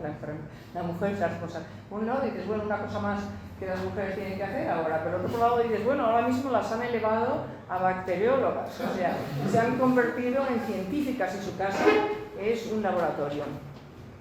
La arquitectura moderna de alguna manera canaliza este enfoque antibiótico que ya estaba, como digo, en la cultura popular. Le Corbusier estaba totalmente obsesionado con las bacterias. Citaba recuentos de bacterias por metro cúbico en el aire, describiéndose a sí mismo como un bacteriólogo y la arquitectura moderna como trabajo de laboratorio. Escribe: necesitamos un diagnóstico y una línea de conducta En 1922 intenté profundizar en un análisis, hice un trabajo de laboratorio, aislé mi microbio, observé su desarrollo, la biología de mi microbio apareció con una claridad indiscutible, certezas adquiridas, diagnóstico. Luego, con un esfuerzo de síntesis, elaboré los principios fundamentales del urbanismo moderno. Es decir, que los principios fundamentales del urbanismo moderno dependen del análisis de la bacteria, o sea que estamos hablando del micro y del macro, ¿no? Y que cómo la arquitectura moderna depende de esto. Bueno, la arquitectura del siglo, para poder entender la arquitectura moderna como algo saludable, la primera operación era demonizar la arquitectura del siglo XIX como un germen malsano que había que erradicar, y las paredes blancas y la ventilación y las terrazas para tomar el sol se convierten en antídotos, ¿no? En esterilizadores arquitectónicos. Todo lo que era, es un poco raro, ¿no? Porque está el póster de la gran exposición del Siedlung en Stuttgart en 1927. Normalmente en un póster pones lo que vas a hacer, ¿no? Una casa moderna como la de Le Corbusier ahí al lado, pero no. En este póster pones lo que no vas a hacer. Tachado de rojo este interior del siglo XIX lleno de coberturas y de cachivaches y todas estas cosas de las que hablaba Walter Benjamin, donde se acumula el polvo, precisamente, como decía, es el gran enemigo. Entonces, todo esto de las paredes blancas, las ventanas abiertas, la ventilación, etcétera, las terrazas para tomar el sol, se presentan como precisamente formas de combatir la tuberculosis, incluye también el ejercicio. Al principio es una manera de combatir la tuberculosis en hospitales, como es remarkable, es realmente increíble que todavía en el año 1952 la revista más importante de España en ese momento, la Revista Nacional de Arquitectura, superimpone la fotografía de un edificio moderno a una radiografía del pecho y el sol, como si no supiéramos realmente, porque nadie habla de arquitectura moderna en términos de la tuberculosis, pero lo que es realmente notable de la arquitectura moderna es que se formula precisamente como en relación a la tuberculosis. Aquí tenéis, por ejemplo, el Open Air School, la escuela al aire libre de Duker en Holanda, con los niños aquí haciendo los deberes en la terraza con las gafas de sol, supervisados por la paloma esta.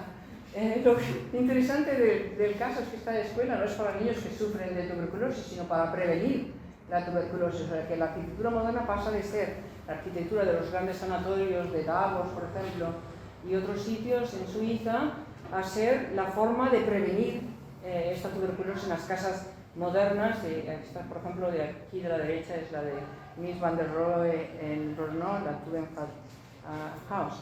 Pero bueno, no solamente es Le Corbusier y todos estos arquitectos del movimiento moderno que están en el Weissenhof.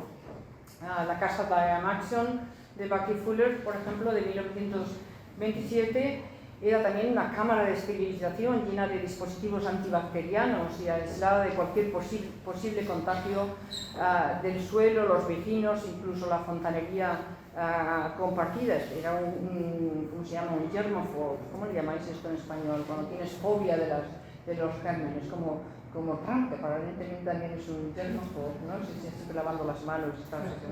Pues ese era tal germaphobe que Bucky Fuller, que no se quería sentar en el mismo inodoro que su mujer, de tal manera que tenían dos baños separados, y él pensaba que uno se podía contagiar simplemente. Aquí lo tenéis desnudo en su propio cuarto de baño, y esto es los microbios en la piel que él ha fotografiado también de dos estudiantes con los que estaba trabajando. O sea, que la obsesión con las bacterias también evidente en el caso de Bucky Fuller, pero la batalla, o sea que la arquitectura moderna solo es moderna, se puede decir, mientras está libre de bacterias. En este sentido se puede decir que salvó vidas, es decir, en una época en que la esperanza de vida era de 40 años y que la mayoría de la gente se moría de enfermedades bacterianas, bueno, por lo menos hicimos algo útil. La arquitectura moderna creó un entorno saludable, pero al igual que los antibióticos, acabó creando sus propios monstruos, como veremos enseguida. ¿Por qué fue la arquitectura moderna tan importante por tanto tiempo? En parte yo pienso que fue el hecho que no se pudo encontrar por muchísimo tiempo un antibiótico que fuera efectivo contra la tuberculosis. Fue el año 43 cuando finalmente aparece la streptomicina, pero era la guerra, entonces pasan 10 años antes de que se haga realmente disponible para las masas. La arquitectura moderna era la cura y la prevención de esta enfermedad que mataba a 1 de cada 3 en las grandes ciudades. Pero lo interesante del caso es que la batalla contra las bacterias continúa después de la Segunda Guerra Mundial. En 1944, los Innes, Charles André Innes, abordan la pregunta ¿qué es una casa? En el contexto de la revista Arts and Architecture de California, de la que son parte, que es una casa. Aquí los vemos ellos en su case study houses con el tent aquí abajo. ¿Y qué es una casa? La casa es una serie de actividades, la casa es una serie de appliances, parece de electrodomésticos, como una galaxia de electrodomésticos, y esta es la casa Innes, que es realmente es difícil no amar a los Innes, tan simpáticos, ¿no? Siempre sonrientes, tan coloridos, tan diferentes, ¿no? Porque esta es la casa de 1949, y hay que pensar en la casa de los Innes de 1949, es el mismo año de la casa de Philip Johnson, de la Glass House, el mismo año de la casa Farnsworth de Chicago, en plano Illinois. Entonces te das cuenta, bueno, aquí está pasando algo diferente, estas no son casas clínicas, fíjate cuántas cosas hay en esta casa, ahí hay polvo. Si vais hoy a la casa de Glass House de Philip Johnson, tiene todavía las mismas sillas y en el mismo sitio, y la misma mesa, la misma lámpara y el mismo cuadro que el día que se inauguró en 1949. Con las fotografías de las casas de los Innes, cada vez que miro una fotografía digo, mira, han estado en México, porque hay o han estado en el sur, porque hay Cachina 2, o han estado en India, ¿no? Y puedes ver también el tiempo de ya es Christmas, porque tienen un árbol de Navidad, o ha pasado la Pascua, porque, o sea, que puedes realmente datarla. Es como una liberación, en el sentido que empiezan a acumularse como una acumulación victoriana de objetos, y dices, bueno, ha cambiado todo esto. Pues no os podéis imaginar la sorpresa cuando veo este artículo, que es una casa, después de haber escrito mucho sobre los Innes, de amar a los Innes, donde dicen, ¿qué dicen? Que la casa de posguerra, porque es la que pregunta, ¿qué es una casa? Es preguntarse qué va a ser la casa de posguerra en el año 1944, es decir, todavía dentro de la guerra. Dice que la casa de la posguerra será totalmente industrializada y se rociará con productos químicos cada 6 meses para hacerla totalmente libre de insectos. Pero bueno, ya ha pasado aquí, ¿no? Entonces, continúa hablando de todos los dispositivos electrónicos, como el porcilitón o el Steril Lamps, cosas que ya existían, que eliminarán continuamente las bacterias del aire con estas lámparas de esterilización que matarán las bacterias en los alimentos y en cualquier superficie. Aquí ves las bacterias explotando. O sea, la casa de la posguerra estaba todavía en guerra contra las bacterias ahora. Y aquí tenéis, y no solamente es en los Estados Unidos, pero aquí tenéis a los Smithsons, la casa del futuro de 1956, de Alison and Peter Smithson. Era una casa modelo que hicieron para la exposición del Daily Mail en Londres, donde anuncian, totalmente orgullosos de ellos, de sí mismos, que toda la comida ha sido, toda esta comida que la veis aquí plastificada, llena que ha sido bombardeada con rayos gamma, que es un subproducto atómico para matar bacterias. O sea, que en el año 56 no solamente presentan esta casa como una casa que está alimentada por energía nuclear, sino que la comida no tiene bacterias porque se han utilizado estos rayos gamma. Toda la casa es con una especie de espacio esterilizado, una especie de cápsula espacial moldeada a la que se entra a través de un sistema de decontaminación. Parece un poco ¿os acordáis de aquella película? ¿Cómo se llama? Los Flintstones en América, y en español se llama Los Picapiedras, ¿no? Pues es un poco como una cueva. Pero lo increíble es que pasas por este orificio y pasas inmediatamente a través de una cadena, una cortina de aire que es una decontaminación, un proceso de decontaminación. ¿Qué exterior nos estamos imaginando en esta casa ideal del futuro? Que tenemos que entrar pasando por un proceso de decontaminación, ¿no? Y toda la casa está limpísima, esterilizada, todos estos, este plástico. Alison solía decir que con un paño mojado se podía limpiar en un momento, que era redondeada precisamente para que no se acumularan bacterias en las esquinas, polvo, que la bañera se limpiaba a sí misma, que las toallas eran un peligro de bacterias y que por lo tanto había que utilizar esto que eran, coleccionaban ¿cómo se llama? Anuncios de cosas de estas que estaban produciendo en aquel momento, como las toallas de papel, y que en la ducha misma, que en lugar de tener una toalla había que tener como entrada de agua, pero también de aire caliente para que pudieras ahí sentarte en esto y secarte sin tocar ninguna toalla. Y en la cama también, como Bucky Fuller, solamente una sábana, porque la ropa de cama siempre acumula bacterias, es un problema de la bacteria. Total, que realmente con esta obsesión antibacteriana hemos creado monstruos, porque la arquitectura antibacteriana, que es la arquitectura moderna, es antibacteriana, pero se puede decir también que toda la arquitectura ha sido siempre antibacteriana, produce enfermedad. Por ejemplo, el llamado síndrome del edificio enfermo.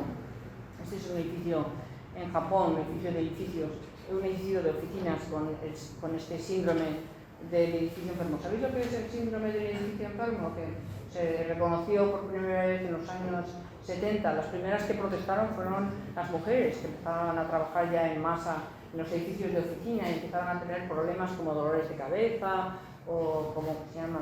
El nostrils, que te sangra la nariz o cosas así, ¿no? Y como eran como medio vagos los complaints, ¿no? Pues decían, bueno, estas mujeres que no están preparadas para trabajar. ¿Ves cómo no estaban preparadas para trabajar? Luego los hombres también empezaron a protestar y luego se pudo demostrar que realmente eran edificios enfermos en el sentido de que al estar totalmente encerrados se habían acumulado precisamente este tipo de bacteria que se llama Extremophiles, y es decir, esas bacterias que resisten cualquier sistema de limpieza, cualquier esterilización y que son mucho más peligrosas, como las que ahora hay en los hospitales. Es decir, que los sistemas de aire acondicionado que Le Corbusier celebraba tanto por aislar el aire interior del exterior contaminado, es decir, cuando él dice, por ejemplo, bâtiments hermétiques, ¿no? Hermetic buildings, hermetic buildings is always, edificios herméticos es siempre un problema de salud. Pues resultaron ser totalmente reservoirs y vectores de enfermedades. Es decir, que el tipo de arquitectura que se suponía debía inocular a sus ocupantes contra la enfermedad se volvió contra ellos como una especie de película de ciencia ficción. Pero de hecho, para tomar un poco la mirada más larga, las enfermedades y la arquitectura son siempre inseparables. Toda arquitectura ha producido enfermedades desde el Neolítico. Como decía este señor aquí, el médico Benjamin Ward Richardson, al presentar este libro que se llama Nuestras casas y cómo hacerlas saludables, How to Make Them Healthy, dice que es un compendio de textos de médicos y arquitectos para precisamente la Exposición Internacional de la Salud de Londres, de la que he hablado antes. Aquí tenéis el póster otra vez. Lo que es interesante es que dice que el hombre, por un conocimiento y habilidad que no poseen los animales inferiores, al construir las ciudades, los pueblos y las casas para su protección de los elementos externos, ha producido para sí mismo una serie de enfermedades mortales que están tan estrechamente asociadas con las protecciones de su conocimiento y habilidad en la construcción como para estar en la posición de efecto y causa. El hombre, como escribo aquí al final en rojo, al construir protecciones contra los elementos ha construido las condiciones de la enfermedad. Esto lo escribe él en 1774 y no tenía ninguna evidencia de que esto era cierto. Pero de hecho estaba en algo, porque cuando se han hecho excavaciones del Neolítico recientemente se ha descubierto que la tuberculosis, por ejemplo, aparece en los humanos por primera vez con los primeros edificios. Es decir, este es un edificio deformado por la tuberculosis. Los primeros edificios ya eran incubadores de bacteria, es decir, no cuando vivíamos en cuevas o en cestas o en otros, pero en el momento en que nos vamos dentro, producimos las condiciones para la enfermedad. Y otra cosa también es importante decir, que sabemos que tenemos microbiota como humanos, pero también los edificios tienen su propio microbioma. Y la diversidad de la bacteria en un edificio es tan importante como la diversidad en el intestino. Es decir, este edificio tiene microbioma, ¿no? De alguna manera se puede decir que el edificio es como un estómago extendido, ¿no? Expandido. Las bacterias del edificio entran continuamente en el cuerpo humano y las bacterias del ser humano se esparcen también por el edificio, junto con las animales, insectos y plantas. O sea que ahora mismo estamos compartiendo bacterias, todos nosotros aquí en este espacio. No existe una línea divisoria estricta entre el cuerpo y el edificio.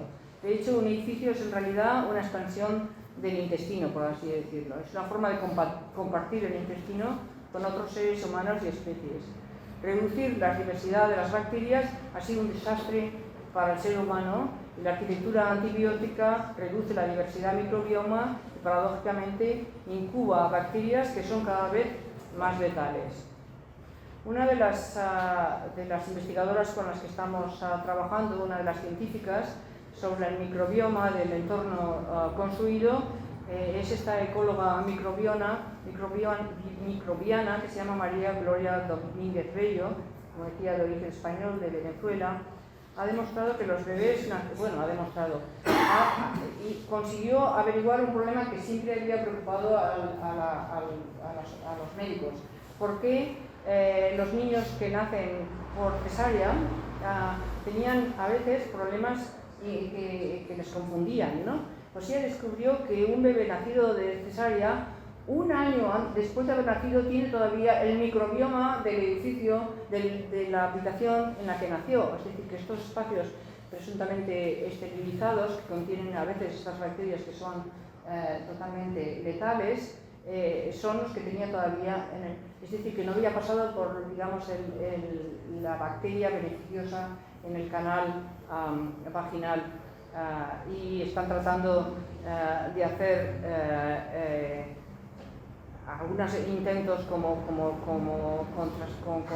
restregar los líquidos de la vagina, de la madre en el cuerpo del bebé, a ver si de alguna manera se podría superar este problema, pero no se puede superar porque el problema es muchísimo mayor que ese. Hemos reducido de tal manera la bacteria que no solamente es los bebés nacidos en cesárea, somos todos nosotros que estamos ahora en una situación de peligro. La falta de diversidad es mortal bacteriana. La era de los antibióticos y de la arquitectura antibiótica amenaza a nuestra especie. De hecho, Martin Blesser, que es otro científico con el que trabajamos, habla de lo que se llama la extinción, de lo que él llama la extinción silenciosa de los microbios, y sostiene que la crisis de la disminución de la diversidad del microbioma humana es una amenaza mayor para la especie humana que el cambio climático. O sea, fijaros que finalmente digo porque ya era hora, le prestamos atención al cambio climático en las escuelas de arquitectura. Pues nadie está hablando de esta tremenda disminución de la bacteria y el efecto que tiene en la salud. Las tribus indígenas del Amazonas, por ejemplo, tienen uno de los microbiomas más diversos del planeta. Y María y Martin y otros científicos han empezado a recoger, digamos, la mierda de la selva más profunda en varias partes del mundo para establecer una especie de banco mundial de las bacterias que ya hemos perdido, un poco paralelo a lo del banco de seed bank, ¿cómo se llama? El banco de semillas que ya existe. Esto está ya en marcha en Suiza y están recogiendo muestras de todas partes del mundo, de situaciones rurales, de situaciones urbanas, para entender un poco y por qué hay que conservar estas bacterias, porque las vamos a necesitar para sobrevivir, por lo visto. Bueno, entonces, para terminar, ¿qué sería una arquitectura, digamos, biótica, por no decir probiótica? Probablemente sería más como nuestro intestino, más porosa frente a la actitud, digamos, profiláctica de la arquitectura moderna. El sistema inmunitario no se limita a mantener alejados a los patógenos, sino que crea una especie de equilibrio dinámico entre lo de dentro y lo de fuera. La arquitectura también podría ser una forma de atraer al otro.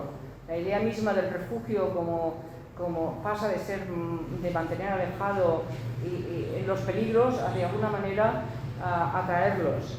Abrigar realmente a la especie significa exponerla a otros múltiples. Tiene una política también, cuando piensas toda esa manía de mantener a los extranjeros afuera en los Estados Unidos, y dices, pero no, que si lo que te hace fuerte realmente es la diversidad, ¿no? Bueno, esto podría significar experimentar también con la idea de cambiar la relación del interior y exterior. Antes vivíamos mucho más íntimamente con las bacterias del suelo, las plantas y otros animales, y es posible que queramos volver a reconectar con estas diversidades bacterianas.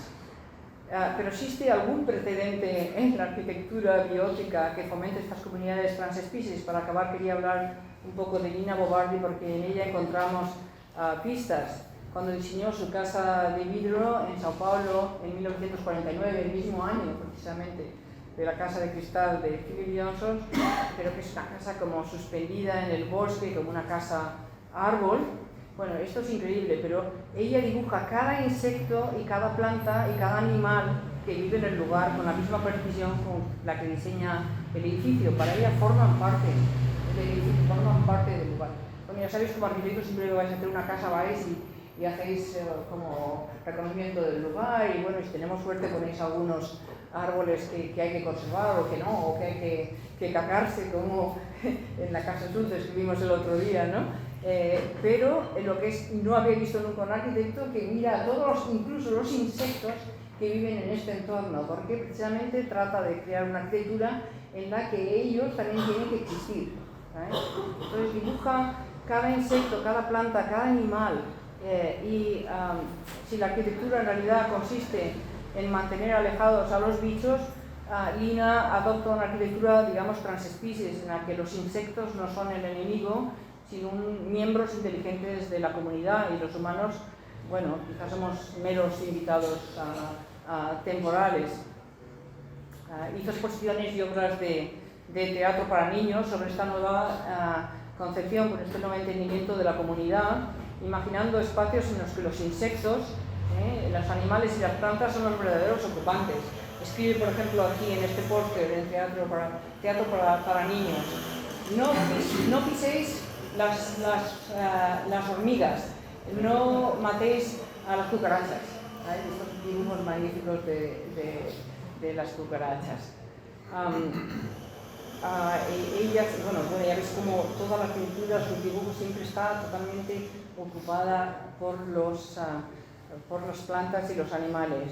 Incluso sus más dramáticas demostraciones de geometría y de fuerza, como son el MASPI, el Museo de Arte de Sao Paulo, las dibujaba como un bosque ocupado y comido ya por las plantas. Lina Bo se imagina espacios en los que el humano es de alguna manera secundario, siempre como un visitante, alguien frágil, alguien que no ha llegado, que aún no ha llegado o que ya se ha ido, y esto es lo que pasa cuando ya se ha ido. Para Lina Bo, la arquitectura es arquitectura solo en la medida en que está disuelta por otras especies. Esto forma parte de alguna manera de una ética política de celebrar otras especies, incluidas las que albergamos dentro de nosotros, o sea, las que nos albergan dentro de ellos, que son las bacterias. Muchas gracias.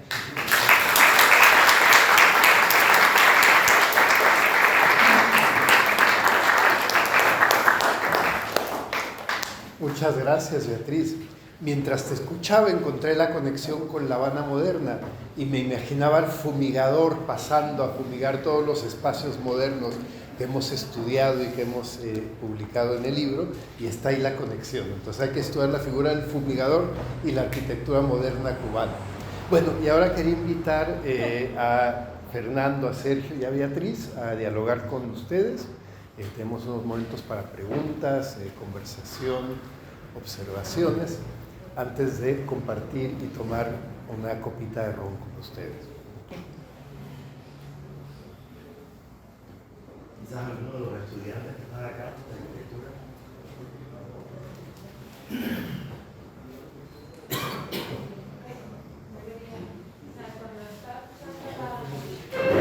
Vamos a todo.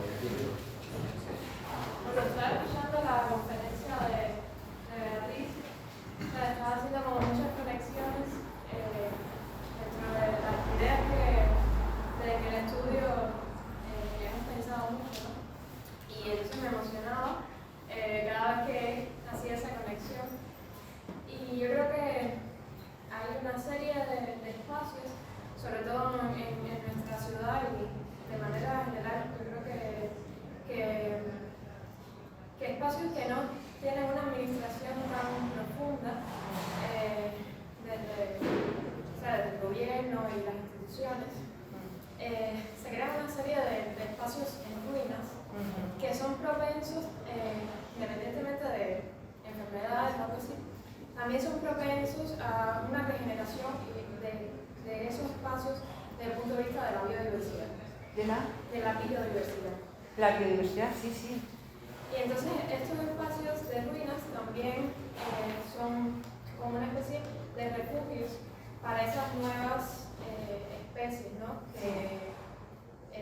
Por ser un espacio que no está administrado, tenemos como un paisaje que muchas veces se puede relacionar con esa nueva diversidad que llega a estos edificios que ya no son tan edificios en su plena capacidad y administración. Sí. Entonces, nada, era como, quizás podría relacionarse al mismo tema de cómo estas especies, que son generalmente los musgos, líquenes o otras especies de menor complejidad, también forman parte de crear esos ecosistemas en estos paisajes. Sí, sí, muchas gracias. ¿Cómo te llamas? Cristina. Cristina. ¿Y en qué estudio estás aquí? ¿En el de...? No, tiene su propio estudio ¿Tienes y es tu propio profesora de la facultad. Ah, eres profesora de la facultad.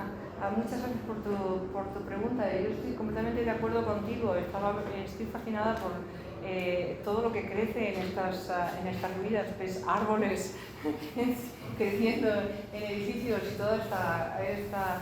Y me hace pensar precisamente en los edificios de Linabo, particularmente cuando vas a Sao Paulo, ¿no? a Bahía, a Salvador de Bahía, y hay aquel restaurante que se ha convertido en una ruina maravillosa, está totalmente ocupado. Era la última imagen que tenía aquí, no sé por qué no la he enseñado. Totalmente ocupado por las plantas, ¿no? Y yo creo que Cuba precisamente tiene una relación mucho más saludable en este sentido.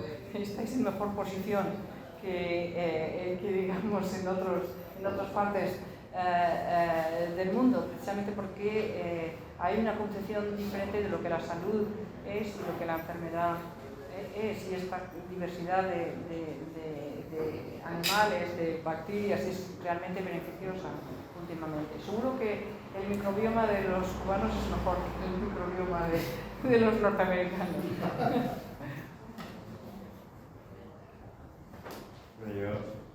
Sobre todo porque hay muchos estudiantes. Okay. ¿No? Sí, sí. ¿Si quieres tú primero y después yo? Sí, No, ya estaba. Bueno, Vale, va. yo creo que sobre todo la presentación de Sergio y tuya ponen en evidencia la fragilidad del poder y cómo el poder intenta replicar su perfección y en ese intento como que por gusto es que evidencia su fragilidad, ¿no? Tanto en el odio al color como el odio a los gérmenes. Y entonces ese no poder aceptar la otredad, no poder aceptar nuestros errores, es que se derrumba el propio régimen, ¿no? Y entonces, como hay tantos estudiantes acá, yo quisiera que los dos dieran como una opinión personal de qué es lo que ellos deberían hacer en el futuro de su práctica para abrazar su fragilidad y abrazar sus errores. Y abrazar no esa idea como de que voy a ser el arquitecto perfecto o los edificios perfectos, sino de entender que la vida es cosas que salen bien, cosas que salen mal y ese tipo de cosas. abrazar la felicidad, qué bonito, ¿no? Sergio, di algo. Claro, es que habría que pensar que el punto era que no era una fragilidad, era una visión del otro sobre lo que se considera ser frágil, pero en realidad esto era una forma de empoderamiento. Era tan frágil o tan fuerte como puede ser el blanco y negro, pero de esta manera subversiva creo que las tecnologías de resistencia tienen este poder, que desde la visión de lo frágil pueden subvertir macroestructuras. Yo no, claro, partiría de no pensar que es una debilidad, no es que haya que abrazarla, es que hay que, podríamos eliminar el concepto de pensar de él como una fortaleza desde un principio. Porque abrazarla creo que implicaría aceptar, digamos, la categoría y luchar contra ella. Pero yo creo que a ver, a mí me gusta mucho lo que has dicho, porque yo creo que esto de entender la fragilidad desde la posición del arquitecto siempre se presenta, como hemos dicho antes, siempre nos lo han presentado desde el Renacimiento como macho man, como el de que Le Corbusier ya es como último, vamos. Entonces un poco te das cuenta que este privilegio siempre de una figura única en la arquitectura, todopoderosa, fuerte, energético, no sé qué, que es una chorrada, que en realidad no es así, que la arquitectura es una profesión muy compleja en la que muchas partes intervienen, ¿no? Que somos, en realidad, no somos nada y que mejoramos muchísimo en la colaboración, o sea, la idea de la colaboración es súper importante. Por eso me gusta tanto ver la gente que trabaja junta, porque y no solamente es la colaboración, por años hemos estado siempre privilegiando una única persona. Y solamente últimamente empezamos a pensar un poco en qué es lo que pasa en las oficinas, toda la gente que está trabajando debajo del llamado máster, si es que se puede decir algo, que a veces ni se han enterado del proyecto. Y es también interesante que ahora estamos pensando en cuestiones como también quién ha hecho el edificio, las cuestiones del trabajo, ¿no? Del labor, quién limpia el edificio, entonces esto hay que presentarse también a la profesión de la arquitectura, a la práctica de la arquitectura con esta humildad de que vamos a leer un poquito y que está mucho mejor cuando lo hacemos al lado de otro y que en esta colaboración sí que nos hacemos más fuertes, pero que no hay nadie que pueda hacer un edificio sin obreros que lo ponen sin todos los que participan de alguna manera en el proceso de la construcción. De hecho, la arquitectura se parece muchísimo más al cine, pero cuando vemos una película al final te pone, pues bueno, claro, el director y la primera actriz y tal, pero luego te ponen a todos, hasta el que ha hecho el make-up y el hair y el catering y el no sé qué, te lo ponen, al menos te lo ponen. Y en cambio la arquitectura nos ha costado muchísimo reconocer que hay otros, ¿no? Incluso en casos muy notables como, no sé, como Rempujas, que decidió llamar a su oficina Office of Metropolitan Architecture, y desde el principio no. Todos la prensa, los periodistas, Rempujas. ¿Por qué? Porque habla mejor, porque es más alto, porque es más guapo, no sé. Porque no es una mujer, no sé, pero es como que lo hiciera todo él, y eso es posible, ¿no? Y bueno, no digamos el caso de Denise Scott Brown y Robert Venturi y tantos otros, pero ya no es solamente eso, es muchísimo más, es que has hecho mucho más amplia la investigación también de quién construye tu edificio, por ejemplo, cuál es y entonces esto yo creo que también requiere un acto de humildad, ¿no? También en el sentido de pensarse a uno mismo, bueno, como vosotros me contabais, bueno, hemos hecho esta cerámica, porque en realidad la cerámica es el tal, o cuando estamos diciendo, no, pero esta no es, porque claro, hay que pensar siempre quién es el que te hace las cosas, con quién colaboras y consigues algo mucho mejor de lo que tú hubieras hecho tú solo, ¿no? Entonces, si tengo algo que decir a los estudiantes es eso, pensar en la colaboración. Ya lo sé que en la enseñanza no les gusta mucho que colaboréis, por esta manía de también desde la escuela de arquitectura mismo de formar al único, ¿verdad? Incluso tampoco te dejan colaborar mucho, ¿no? Yo siento que en el segundo y tercer año un poco más, pero al principio sí es empiezan a tú solo, luego ya después entran más grupos, diferentes clases de los profesores. Sí. incluso cuando van a dar premios o como van a dar a promover a alguien, siempre están diciendo, bueno, pero es que es un equipo, ¿cómo sabemos qué ha hecho este o qué ha hecho ella, ¿no? Sobre todo que ha hecho ella. Si es él, no hay problema.